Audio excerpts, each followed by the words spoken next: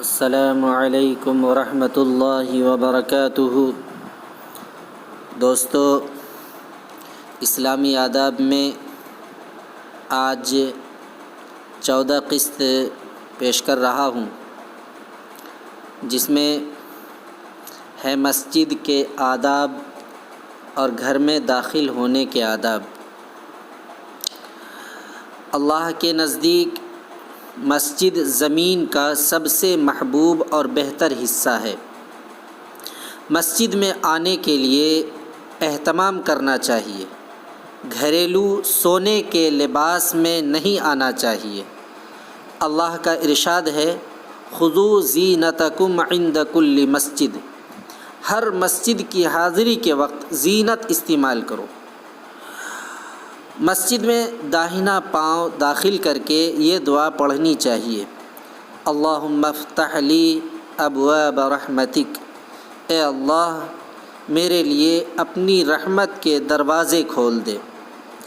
اور مسجد سے نکلتے وقت پہلے بایاں پاؤں نکالنا چاہیے اور یہ دعا پڑھنی چاہیے، اللہم انی اسألک من فضلک۔ اے اللہ، میں تجھ سے تیرا فضل مانگتا ہوں۔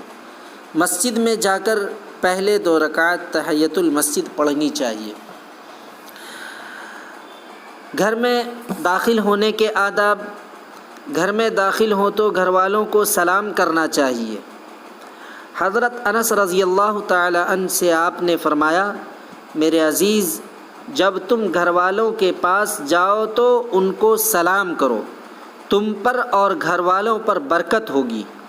دروازہ آہستہ سے کھلواؤ۔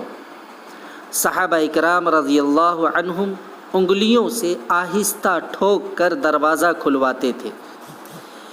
3 مرتبہ آواز دے کر یا گھنٹی بجا کر جواب نہ ملے تو واپس چلے جانا چاہیے۔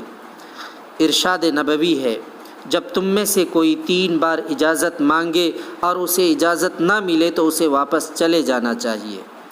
بلا وعدہ اگر کسی سے ملنے جاؤ اور وہ تم سے ملنے سے انکار کر دے تو واپس چلے آؤ۔ اللہ کا ارشاد ہے، وَإِن قِيلَ لَكُمْ ارْجِعُوا فَارْجِعُوا هُوَ أَزْكَىٰ لَكُمْ۔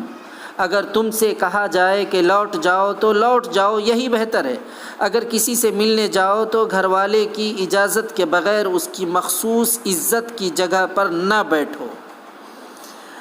دوستو، اللہ تعالیٰ سے دعا کریں کہ اللہ تعالیٰ ہمیں ان